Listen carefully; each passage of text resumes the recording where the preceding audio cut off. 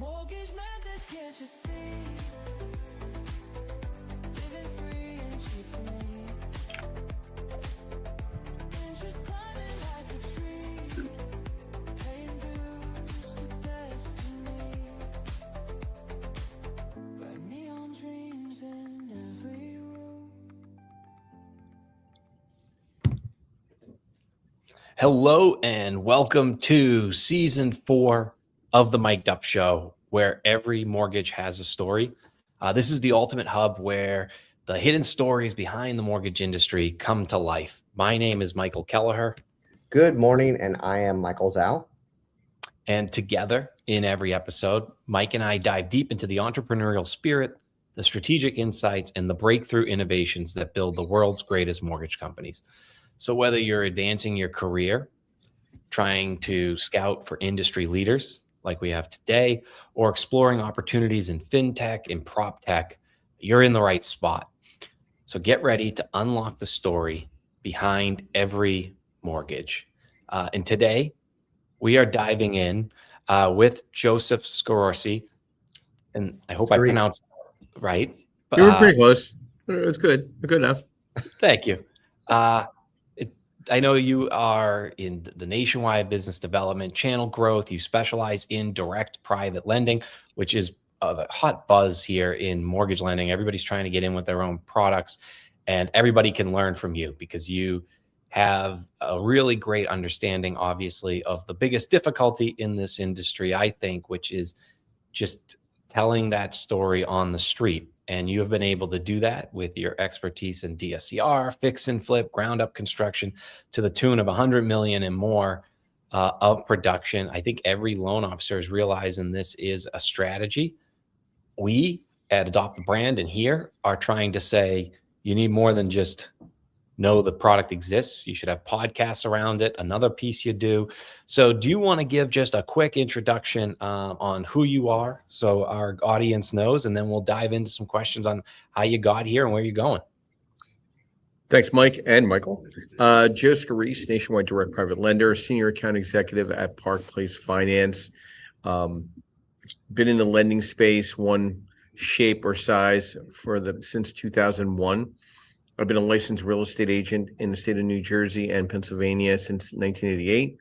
And I've taught CE instruction courses for real estate agents pretty much in about half the country on asset-based lending for the past 8 years on a CE course that I actually wrote myself and got approved on asset-based lending, understanding lending fundamentals. I'm also a podcaster myself. I have my own podcast called the Creative Birth Strategies podcast. I co-founded that with my social media strategist, Yardell Perkins. And I'm also a real estate investor, and we maintain a portfolio, my family and myself. We have 14 buildings on the multifamily side, anything like a 5-unit through 25-unit currently. Oh, and happily married, and very happily married. And my wife owns a wellness center, school for massage therapy, and a chair massage company. It's incredible, Joe. I mean, nobody goes into lending on purpose that I know of yet. Right. So can you give us a brief description, go back 25 some odd years, almost 30, I guess, and tell us how you got started in lending to begin with? Well, I have an accounting and I have economics degrees from Rutgers State University, graduated from Rutgers in 92, became a forensic accountant, was auditing banks and pharmaceutical companies, but focusing more on the bank level.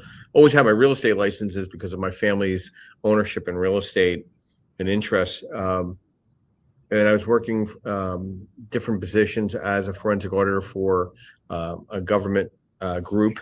And coming around 2001, I was at 9/11. I was auditing Bank of New York. Got to see things you can't unsee. Just took a conscious decision once I got back safely home. I just decided I didn't really want to play accountant anymore and just wanted to focus into a new industry and lending. I felt very compelled. So it propelled me to work for more regional style banks, more in that federally chartered environment. Then about, I'd say almost 10 years ago, I was approached by a group that was buying Lending One, which was Blackstone, and worked for Lending One for a bunch of years, and that kind of shape shifted into a different perspective, and a lot of us left there. Went to Lenmark, and that was owned by Eastview. That kind of disintegrated this past October. I don't know where they're at, but they shut down a lot of their operations, and then moved on to Park Place Finance, which was recently acquired by Ellington. So working kind of in the relevant direct private lending space, offering not just direct to investor, but a referral program for licensed real estate professionals, or real estate professionals in general, and then obviously a white label and broker capital partner program for the brokers that are out there. There's so many more brokers and direct private lenders, as we know. What was your transition like if you go back to 2017 before you actually started entering into the asset-based lending? What was transition from general agency, Fannie, Freddie, fully understanding that you need two cups of sugar, bread, and a million pounds of beef to make everything happen, versus now you're into asset-based lending, you're like, just make sure it makes sense and makes money for us? What's the transition like of asking for a million pieces of documentation to we just need certain pieces of documentation? Was it easy? Was it hard? Did you have to actually unlearn things in order to go from traditional agency business to DSCR funding?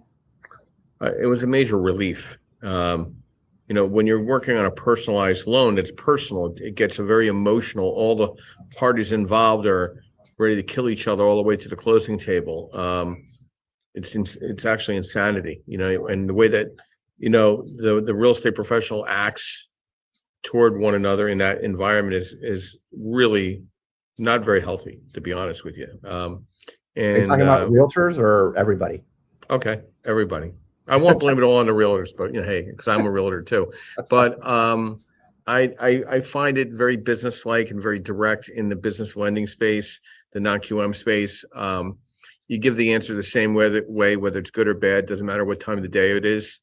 You do have to set your borders with people, because people will take advantage of you. They'll text you at 9 o'clock at night thinking you're supposed to answer them just for their free advice. You set boundaries, and that's how you do it. And I've set boundaries for myself, whether it's during the week or during the weekends. So because you got to keep your sanity, and that's the best part. You can refresh easier in the business lending space than I feel like in the regulated lending space for FHA, VA, USD, all that. It's just very hard to unwind. Do you think you can be both, like a local loan officer that is known for first-time home buyers, and then also has outlets for when they're out networking at events for these type of loans? Or do you think it's too much distraction, and that's why there's people have a tough time getting the numbers you get? I mean, the regulated bankers, I guess, would offer some of these type of loans, but they're brokered, so they have a lot of layer and cost and rate. I feel you need to specialize in your lane. I stay in my lane. Somebody called me yesterday for industrial flex space. Joe, why don't you do that? Because I don't. Here's the programs I do over, and one guy just keeps calling me for the same type of product that I never have done. And I keep sending him the same sheet. Hey, Michael, this is what I do. Please review at least once. Eventually I'm just going to staple it to his forehead. You know what I mean? Like, and then hopefully he'll remember what the staple is. But at the end of the day, you pick your lane, you focus on it, you do very well at it, and you just keep burrowing that hole. Then there's a lot less distractions. Then the phone calls get very specific. They get very direct to what you're trying to accomplish, and you attract, in a karma-like atmosphere, the right people. Mike's often talked about in past shows with other residential leaders to own your zip code, and that's for residential loan officers. However, you've been able to fund, and we talked offline, he's funding between 30 to 50 units a month, and this is in the DSCR non-QM space. And do you think that the riches in your niche for DSCR allows you to go nationwide, which causes you to go into that unit space? Because you're not only doing loans on the East Coast, you're nationwide, if I'm if I'm correct here. Correct. Yeah, we're licensed in like 48 states. Sure. And so for that reason, what is it possible to stay in your lane, but only on the East Coast and do that many units, or is it actually worth your effort and time to go nationwide because of the opportunity cost of time in itself? Well, my marketing is done nationwide because it's on all the social media buckets. If you do a quick Google search, I'm pretty much on any site that needs to be on. I do have my own social media team that does my personalized marketing with the podcast myself, newsletters, things of that nature. They're always going out. Who's looking at them? Yeah, most likely a lot of people throughout the nation. Physically, I can only be in one place at one time.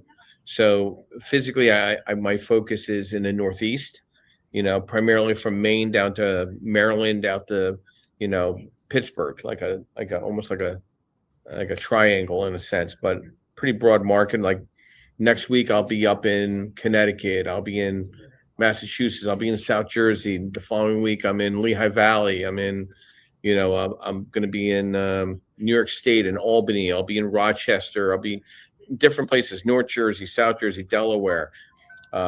Listen, my goal in what I do on a daily basis is to meet, 50 to 75 new people every day in person. Hand them a card. Here, this is what I do. The phone calls and texts are nice, and we do that as well. That's done throughout the day. My postings of education, motivation, and inspiration are pushed out every single day. But at the end of the day, meeting people in person is huge. It's everything. You can only get across to somebody so much in an email or text. You clearly have a great social strategy. You have pieces going out every day. You have your podcast.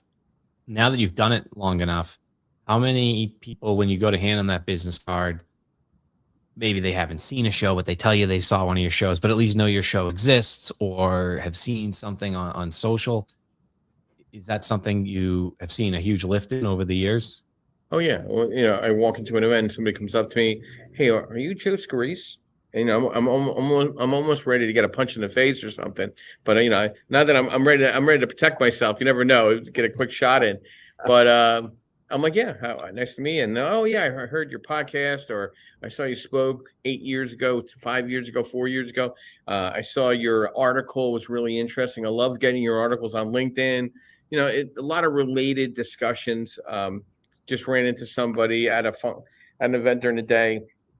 He was walking out, I was walking in. "Hey, aren't you Joe Scarice with Clubhouse and the podcast?" And we're just talking. We just had a follow-up call today. I'm going to set him up as a referral partner. It was just walk by. I was meeting another 30 or 40 people in the room. Let's talk about your social media strategy, if you don't mind, Joe, because it's something I like to note that I personally am not on TikTok at all. And so I don't know if you're doing TikTok or Instagram. We're not connected on Instagram. We just know each other because we know each other. So tell me about your social media of the utilization. I don't know. Do you use X or are you solely on Clubhouse and LinkedIn? What is your social media strategy entail, and which platforms do you appreciate the most? I think Google Business Profile is the most important profile to have, next to LinkedIn, then Facebook, Instagram, YouTube. X is okay. There's a couple. There's another Blue Sky. There's so many different things. There's only so many events, so many sites you could be on consistently and provide insight. My social media team is posting on TikTok, not X. They're posting on Instagram, Facebook, LinkedIn, and just burrowing that hole with content, whether video, education, motivation, video updates, different things, just, like a potpourri of things. And then in between, my CRM is really strong. We get about a 42% open rate with our email blasting. Whoa. Which is way above the national average. Probably got 100,000 plus people in there that's been scrubbed. We're constantly scrubbing our database to make sure we don't have any spam in there, dead emails. So we're very tightly run. A lot, maybe 100 emails personalized to clients per morning a personalized bomb video, updating them on the market, just touching 100 different people. You said your open rate is 43%? 42, 40, yeah, I'm around there. Mike, I don't know what I mean. I've heard numbers open rates on marketing like under 3. So 43 to be 40% above what I thought was the norm. I mean, am I mistaken in thinking that the open rate's like under 3%, Mike? Or Yeah, I mean, traditionally speaking, I think 3% is a good number. If Joe's giving more of a newsletter, personalized, intimate, an inbox delivery, then he's at the upper echelon of obviously providing value and more the long-term nurturing. Yeah, I think that the numbers are outstanding, but I think it tells a better story of the type of emails he's sending. And his long game. I mean, a lot of this is long game. A lot of people fall off early because they can't keep it up. They come out of the gates too fast, like running a marathon, and after mile 1, they're gone. And that's why I always say, just anything I believe in, I try to outlast people in, because it's the mentality that gets you over. Sometimes the vanity metrics aren't always 43%, and you got to keep pushing through that. Joe, we met back in the days when, at the very beginning of the pandemic, when Clubhouse was just beginning to get popular, and it got popular, and then all of a sudden it didn't.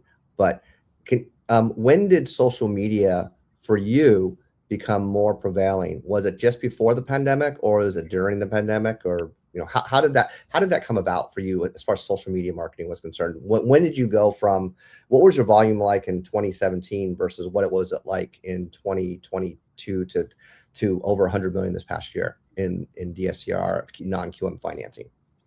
I think I took the bull by the horns in social media probably about 7 years ago. Just at the beginning of the pandemic then. Right before, about a year before, I was getting very involved, and then I retained some experts in setting up the platform correctly, being very consistent. So, like I said, if you do the biggest way of finding out who you are online is just doing a Google search. And if you can't really find yourself in a consistent manner with the right information, there's something not working. So I always do an audit on my 5-page back look at to see where I'm at and where I can make changes, quarterly, monthly. I'll look probably once a month and have my team look once a month, scrub my database once a month. I'm always doing like audit checklists on a lot of stuff before things are going out. We're using a lot of flyer push outs on events, leveraging Eventbrite. I'm probably sponsoring more live events than hosting live events. I've shifted. Really? Yeah, I think I'd rather just be an attendee. Let somebody else do all the hard work. Let me go in there and ninja approach the room and introduce myself to the first 50, 60 people and then leave. I mean, like, there's nothing else to do. I mean, I'll stay for the educational subject, but I mean, listen, the reason why I'm going out to these events is to network and meet people. Here's my card. Let's follow up. Give me your card. I had what, 15, 20 follow-ups this morning with people I met just last night. They get a video. Thank you for meeting me. A little detail. If there's anything I can assist you with, and they get a nice video with me with a little personalized note with it as well. So I think people like that. The open rate's very strong on that as well. I'm pulling data of investors doing loans with other people and trying to see if they want to work with me and give me a shot at the belt. So it's a combination of things. It's just all day you're guerrilla marketing. I love guerrilla marketing. Can you talk a little bit about Eventbrite and what you like about it? If I'll give you an example, we at the local or the state Massachusetts Mortgage Bankers Association are starting to have more events, and I'm encouraging them to use Eventbrite because I think it's easiest for the average. Way easier than Meetup. I think Meetup has kind of fallen by the wayside. I think it's very wonky. Eventbrite's very clean. You can set up an event link rather quickly. They use AI revisions, for the betterment of your subject matter. And I mean, I literally could put together 6 events for the month or podcasts for the month, maybe in about 10 minutes. just because I'm just copying pasting using the AI stuff. And when I create my flyers with my social media team, they push it out. I mean, like you said, Michael, in regards to, or Mike, it was the long game, right? Most people give up on a podcast by 10 podcasts are done. They're over. I'm at 150. Wow. I'm at 10,000 plus downloads. I'm 2 years into this. We're looking to still figure things out, buying more equipment for the betterment of getting better interviews. I wasn't a fan of one-on-ones because I don't like begging people to come to speak with me. I'm not in that mentality. So that's why I do the video podcast on the subject every Sunday morning, and then I do it live on Clubhouse and open it up to a national discussion with moderators and people of that nature. And that's a lot of fun. And I'm now starting to do some one-on-ones, but I'm not compelled to beg anybody to come and speak with me. We're not in grammar school or high school anymore. We're all full-grown adults, and nobody's on lists anymore, and nobody has to plead with anybody. You don't want to come and speak? Fine. I'll do a presentation and talk to myself for an hour. I can carry that conversation very easily. I might even get some answers back in my head. You know what I mean? So where I'm going with this, that's what I love about podcasting. You guys could just talk amongst yourselves if you don't have a guest on a subject. That's true. Joe, in the previous, you said you like to stay in your lane. Can you tell us what is your lane? What is your product, and so that that the loan officers who are listening, and also their leaders and presidents and CEOs, know what it is that your lane is, so they can say, well, great. I mean, our lane right now in asset-based lending, non-QM, is DSCR 1 to 4, 5 to 12 on the multifamily side, under 5 million in loan size, 30-year money, 40-year money, 10-year interest-only money with 30-year amortization, up to 85% on purchase in some scenes, and then up to 80% on refinance in some scenarios, depending on debt service, the experience of the borrower, the asset type, where it is, classification. Fixed to rent and fixed to flip is 1 through 4, and then just 5+ units. Usually most asset-based lenders or non-QM lenders are direct, are probably up to 15 million without, within their own balance sheet. New construction is primarily 1 through 4. There might be some 5+ unit opportunities, but it's definitely going to be, 5 to 20, maybe. I don't think it's going to go much bigger than that. And again, nationwide, I think non-QM is getting very AI friendly. Most of the appraisals in the fixed to rent, fixed to flip are now being conducted by AI. Mm-hmm. So you're eliminating the aging appraisal industry. So if you're already doing a fixed to rent appraisal AI, how far off we at with getting a DSCR AI appraisal?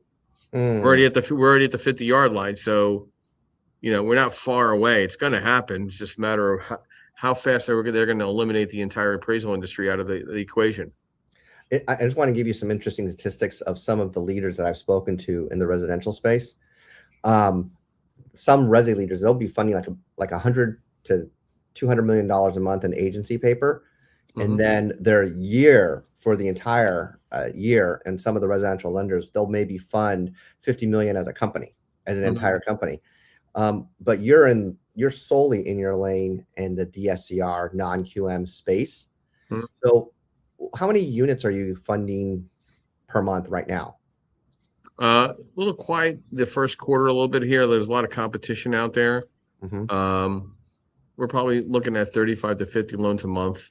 Now, once I rebuild up that broker business that I established at Lendmark, as well as Lending One, mm-hmm. that'll get up to another 30 or 40 loans on average a month. Like, I had a broker just present me 5 DSCR purchases, and another broker presented me 2 RETL purchases. So they take time to go back and forth, you know what I mean? But that could be 7 or 10, that right there, those 7 or 10 loans were probably, I don't know, 4 or 5 million in origination. That alleviates a lot of pressure on me out there hunting for new game. Yeah, it does. It's about scale. Certainly want to ask you some questions about scale. Scale now is, processes which you have in place and technology. So good segue to take a look at some of the technology partners we have that help companies scale. And on the other side, I see Mike's ready to ask Joe a question on this topic, and I'll ask you a couple on scaling.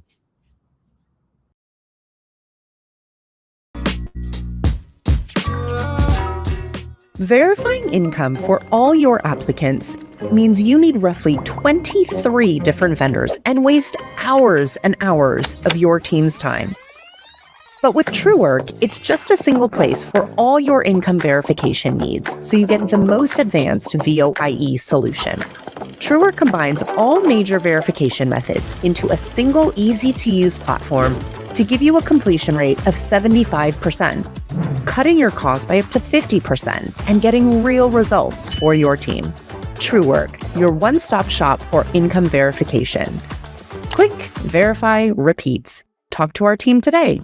Wire fraud. Can you afford the risk? Today's automation and technology-based trends demand solutions to fraud threats. Funding Shield provides lenders and investors real-time transaction-level verification, certified wire fraud protection to protect loss of funds at closing due to cyber-based and other threats. We help improve your bottom line through fraud prevention, risk management, and validating the parties and documents involved in mortgage closings. Prevent fraud and theft on your closings.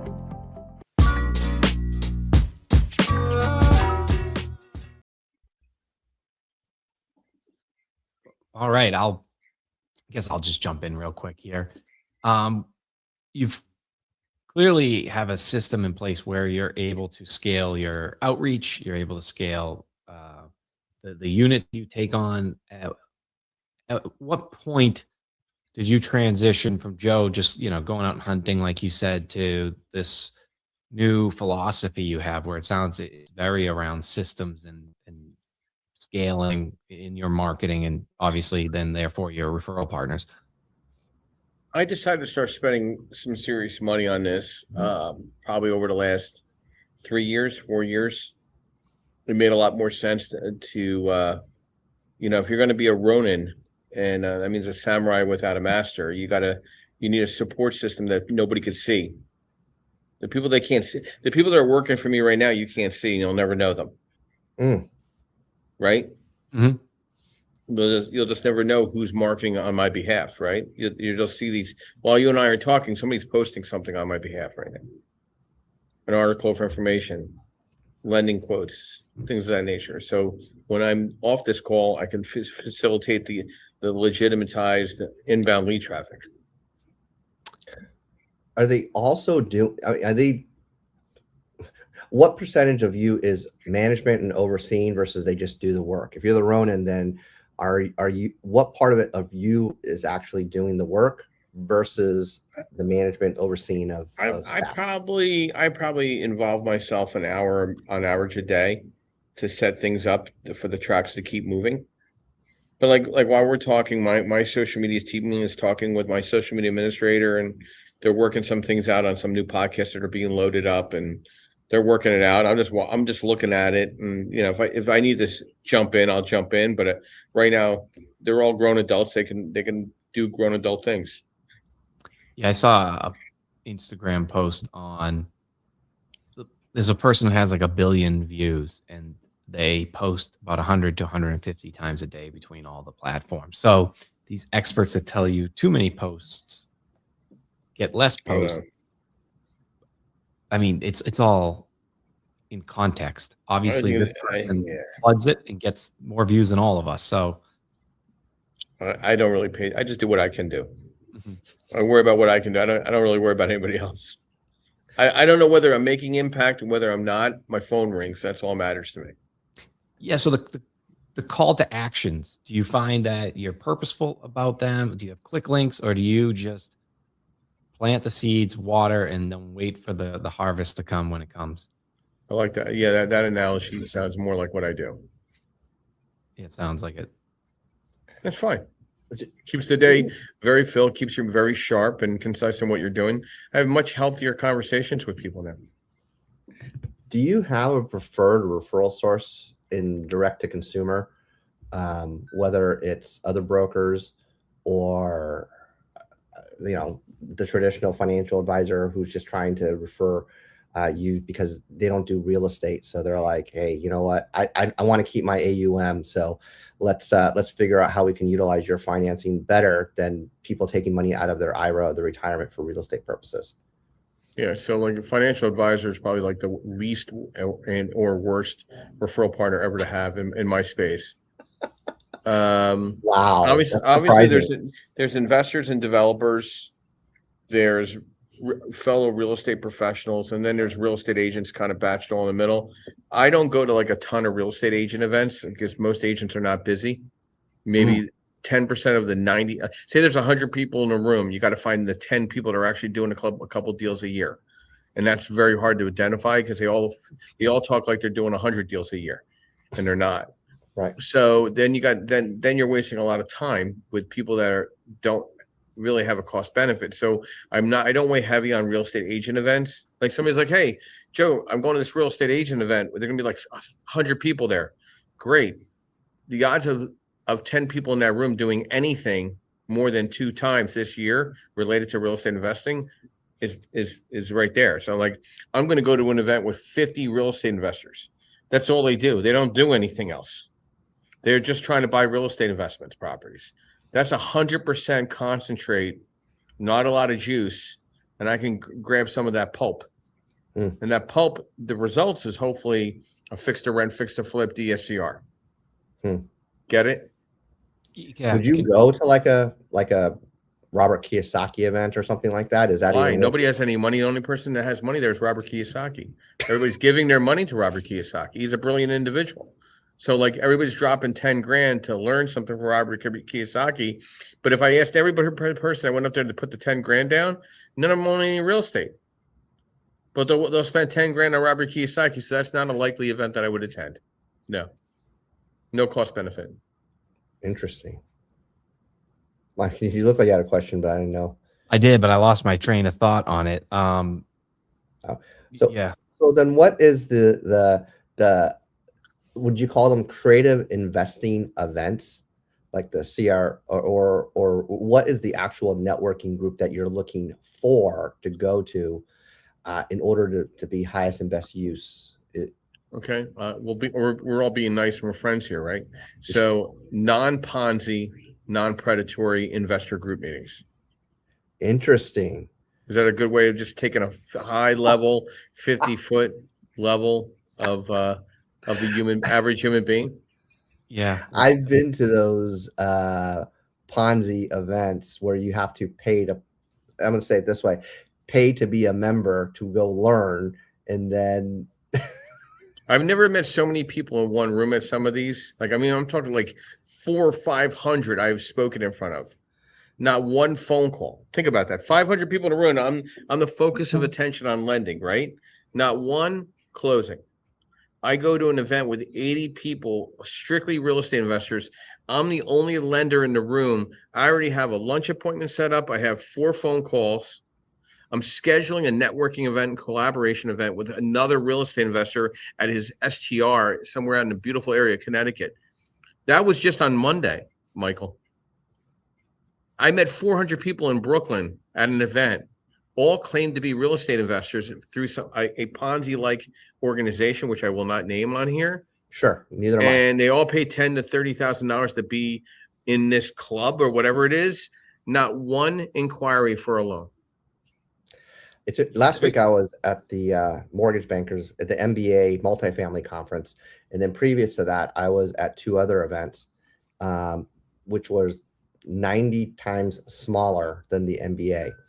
And out of the smaller events, this is not exaggerating for me in my private money space, I think I've received maybe 20 or 30 referrals, and at the MBA I got 2.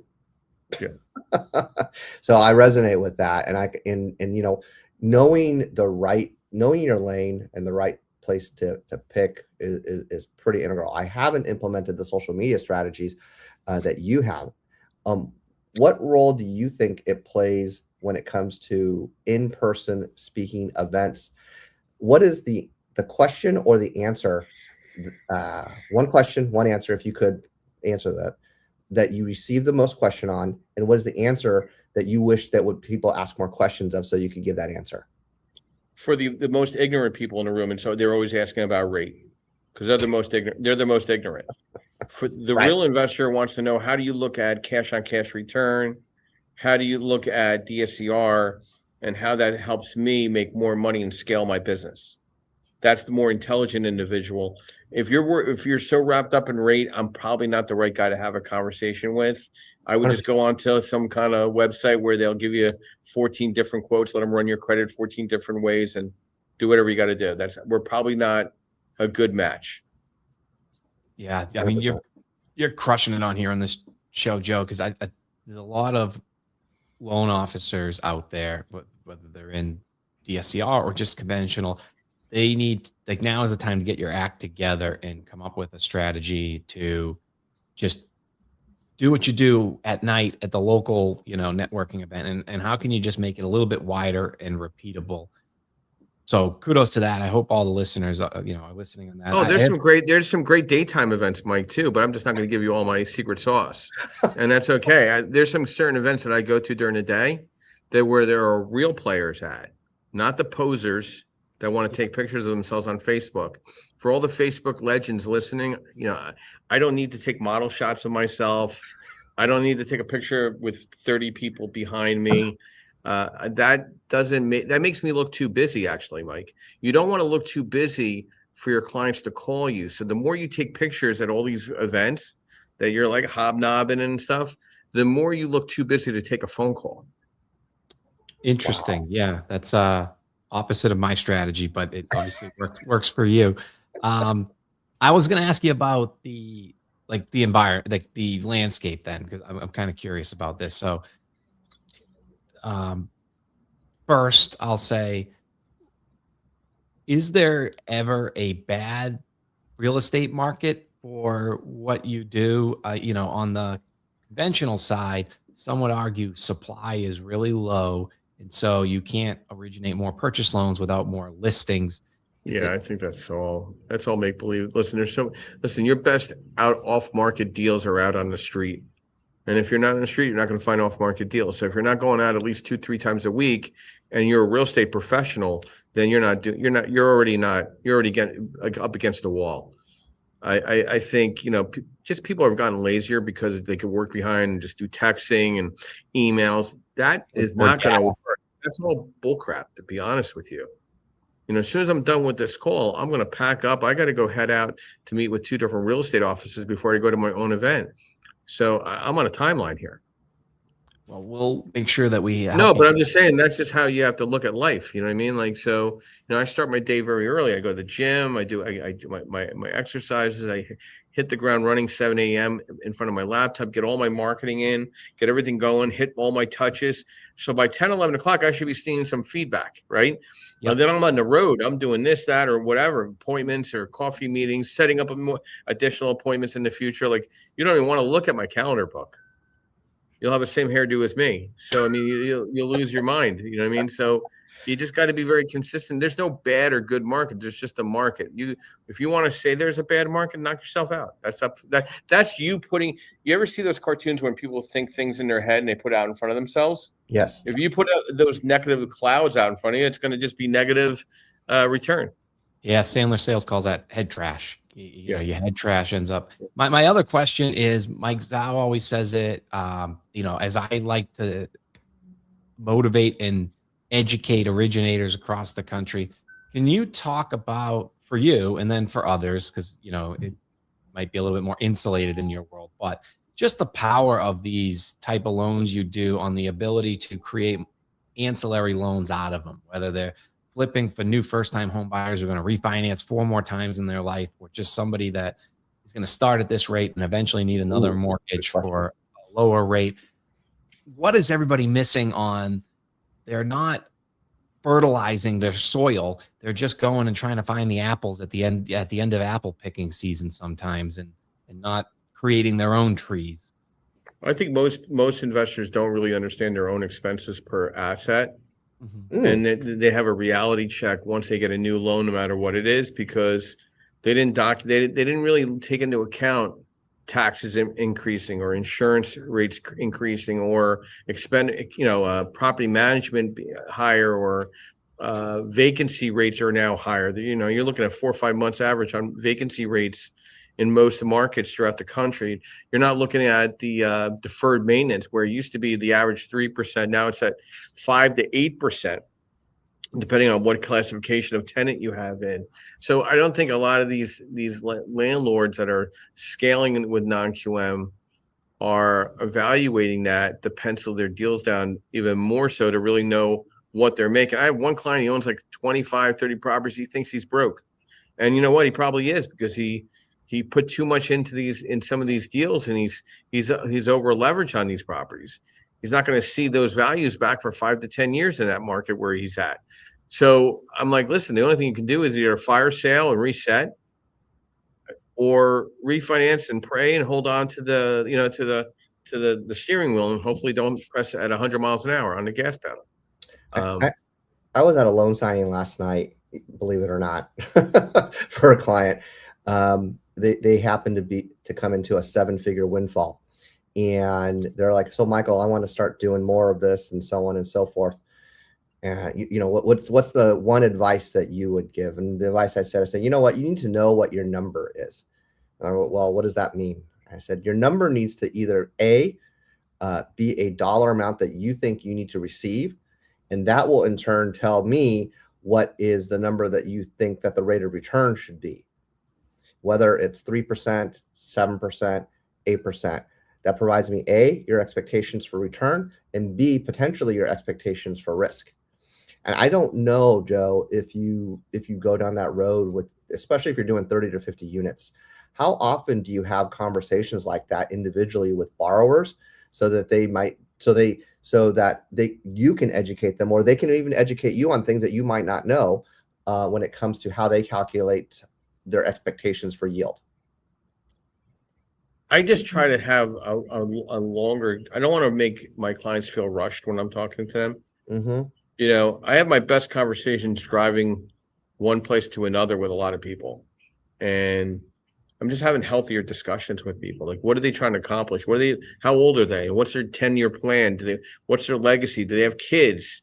Any of the kids have any interest in their real estate holdings? How many properties do you want to be at that would equate to, to subtract out your job and you just play, land, property owner. So I have deeper discussions with a lot of the clients. And then when I'm doing presentations, I now already set up questions for the hosts to pose to make the discussions more interactive, not just a presentation, me standing in front of people.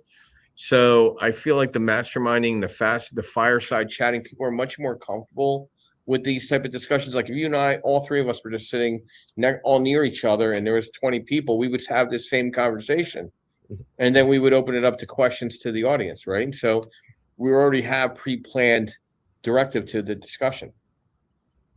Yeah, I think I have a really question specific to what you just said, and I was going to ask it anyway, so this is perfect. I also want to say thank you for coming on the show. Don't forget to plug your own podcast and how to find you. Sure. But why do you think no one has mastered yet, like what you're doing at the local level, at the zip code level, where it might kind of advise me, like financial planners can't really give you advice on how to take loans out of your house, so they can't really work around that, but a loan officer can. Then you have estate planning, you have the new big beautiful bill coming out, and it just seems like real estate's more and more a tax play these days. Your CPA background, how come an ethos of those three hasn't really been popping up around, and people just get this advice in silos when it's relevant to what they're doing? Like when they're going for a mortgage, they call for a mortgage, and then they figure out taxes at, when tax season comes. It's always in arrears, smart decisions.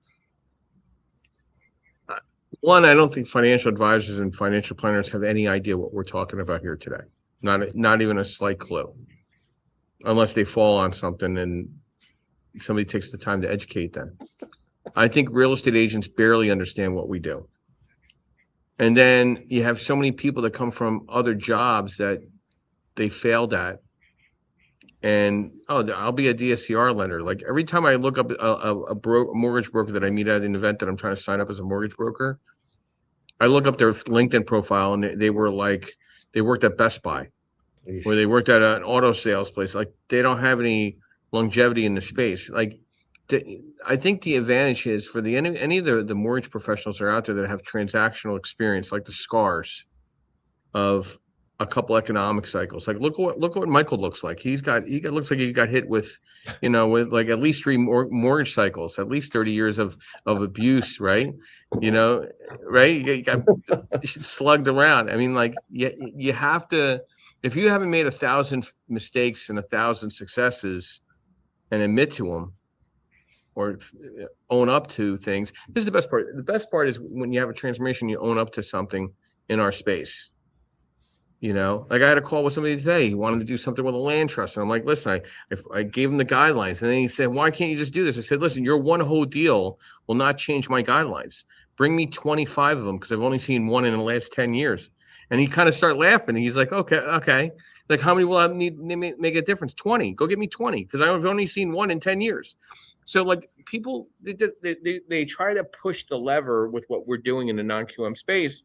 And we have guidelines. And I have a guideline book to go by. Like I have a whole thing that I review. People don't take the time anymore. Everybody's very rushed. You got to put more time in a day to get better results. Like my day starts at 7 a.m. My evening ends at 9 p.m. Jeez.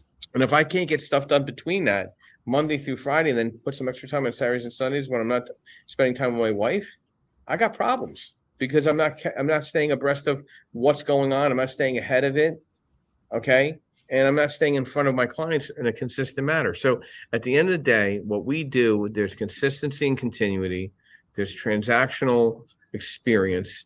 And thankfully, it seems like we've got that 10-year, like you, Mike, you look at least you got 10 years in the business, right? Mike, how many years you got? 20? I'm coming up on 30 actually right now. Yeah, I'm 25 years in the business. So, and my father was in 3 other economic cycles. So I got to work with somebody in the real estate space that I went through a total of 5 economic cycles of experience. Not a lot of people get that exposure. Yeah. I'm 20 years for the listeners. I was at the point. You look like a young man, Michael. You look like a young man. You got a young face. Yeah. Good lotion. Yeah, the kids are starting to really, the hairline's receding, Absolutely. Sleeping wrinkle. I got to since stop. 01, no bad hair day. I have a comment before we come off the air here, because we've spoken to a lot of leaders in the mortgage industry on our show in the 4 seasons we've been on here, and I've spoken to a lot of $1 million producers in the agency space, especially here in San Diego. What is the one thing I always ask that there's some kind of commonality in the residential space? Unfortunately, what I've seen for $100 million producers is that there is a lack of balance in their lives. And what's interesting about Joe, because I've known Joe now for a number of years, and when we talk, we actually don't talk mortgage really all that often. We've talked about, I would say more like spiritual condition, and even more so health things. What do we do to improve our physical health, our emotional health, our psychological health? And it's really just interesting that we have these types of conversations, deeper conversations that we can advance our personal life. I think in this space, there's not too many people that we can have deeper conversations with to create balance. Otherwise, I think that for Joe, I don't know if you'd have more hair, but one of the things I appreciate about you, my friend, is the type of depth that we can create together as professionals in this space. And I don't really see as much of that in the agency residential space. So for the originators or even leaders out there that are wondering for the non-QM, DSCR, private money lender, whatever you want to call it in that space, there's something to be said for having life balance. And I think it's important because it creates the balance so that we can learn how to delegate, learn how to work smart and work hard at the same time. So, Joe, as a friend, I appreciate you. Number one. Number two, thanks for coming up on our show. Mike doesn't say in the middle of a show you're crushing it right now too often. So when I heard that, I was like, oh man, that's a pretty good compliment. I appreciate the kind words, and all I can say is, just be consistent and continuous in your health, and that'll obviously resonate into business over time. Believe me, it will. Thank you again, Joe. This is like, I should listen. I'm going to use it as a North Star for what I'm trying to just motivate certain loan officers on doing and getting out there. And you can't do it overnight. And I hope our listeners appreciate this episode, because you actually have actionable steps and actionable motivation of things that you can control. So that's why we thank you every week for joining us on this journey into the heart of mortgage innovation. Remember, every mortgage has a story, and we're here to help you write yours. So if you enjoyed today's insights, please subscribe. We're on 17 different audio channels, so share them with your network or just follow. Connect with us on social media, which Joe has said we've got to get better at. And until next time, keep pushing the boundaries and uncovering the stories that drive our industry forward.